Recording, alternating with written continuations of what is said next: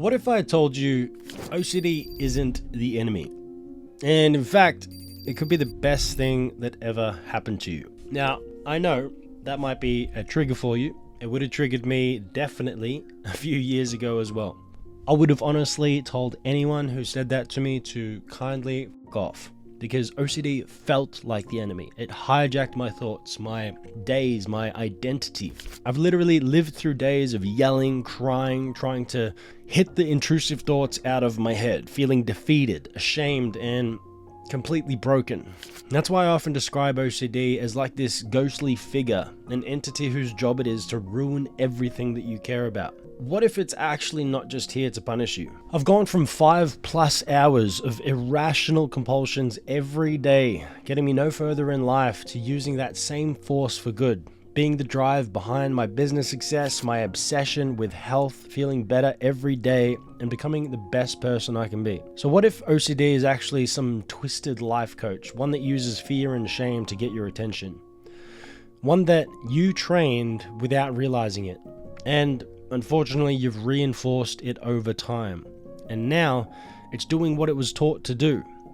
It just feels like it's gotten completely out of control. Let me explain.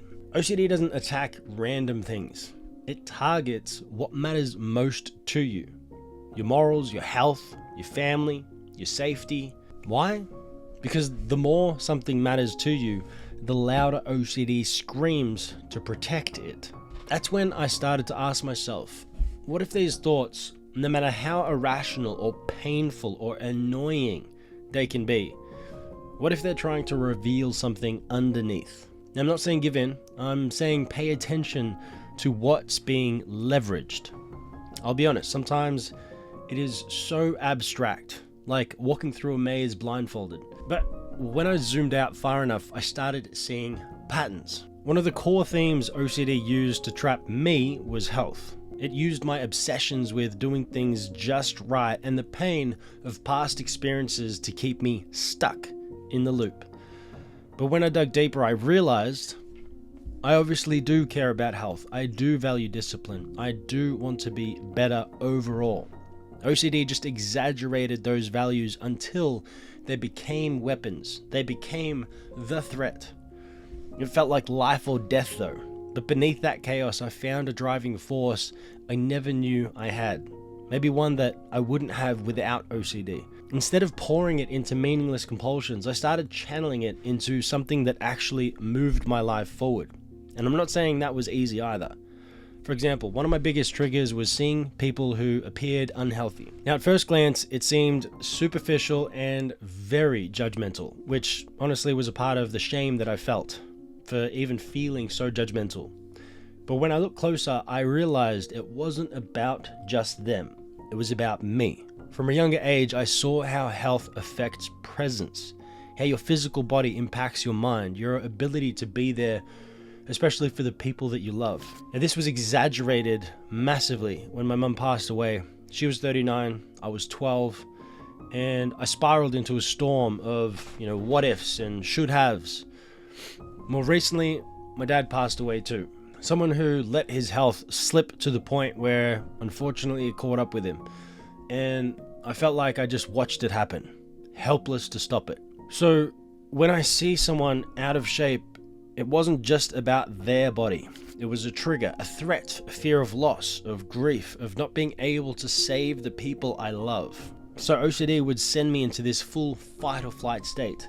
And not being able to handle these emotions, I would seek immediate, even though very irrational relief.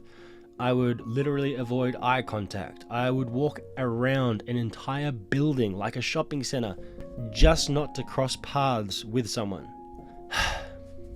Could you imagine what shopping centers are like for me? But now, the trigger has changed.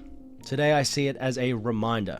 Still a brutal one, but a reminder nonetheless. OCD is still there, but instead of it being a tyrant, it's one of the most brutal accountability coaches that I have ever had. And look, I didn't choose it. You probably didn't choose your OCD, but if we got it, why not choose how to use it? And don't get me wrong, if I'm not managing my state properly, I still get thrown off. But most of the time, I don't avoid the feeling. I actually lean into it. I use it. And that took time. It took brutal honesty. It took rewiring how I respond to that same discomfort.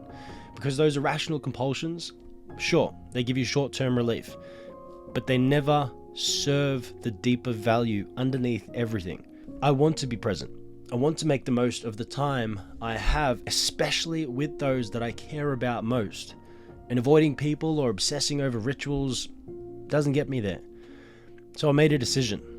If OCD is going to push me, I choose the direction. From a young age, I started working out, not from fear, but from strength. I took care of my nutrition, not to avoid catastrophe, but just to own my own body and my own state. Now, I will admit, from personal experience, the driving force of OCD is so fucking powerful. You could redirect that force into something else quite rational that then slowly starts turning into something a little more irrational.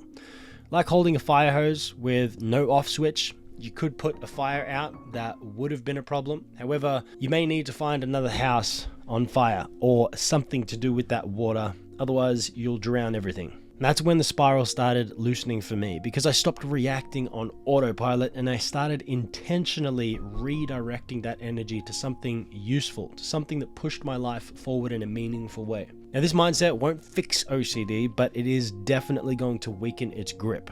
Because when you stop seeing OCD as a monster and start seeing it as maybe a coach with, I'll be honest, messed up methods, you can stop obeying it and start training with it. Not for punishment, but for mastery. Let's go over some quick takeaways before I end the video. OCD obviously targets what you value. Learn to track those patterns and see what's underneath it. Your values aren't the problem. OCD's distortion and learned solution that you've reinforced is. Emotion is energy in motion. You can finally reclaim it and redirect it. Action steps. Write down 3 things that OCD obsesses over. And just ask yourself, what value is underneath each of those obsessions? Zoom out.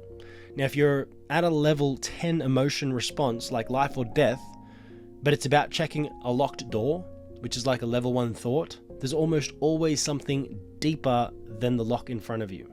Sometimes it's not even about the lock or what it's protecting at all. Flip the script. If OCD says you'll never be healthy unless you insert irrational compulsion, what's the rational version of this value, and what's the discipline you can redirect your energy to without the fear, or further away from the fear at the very least?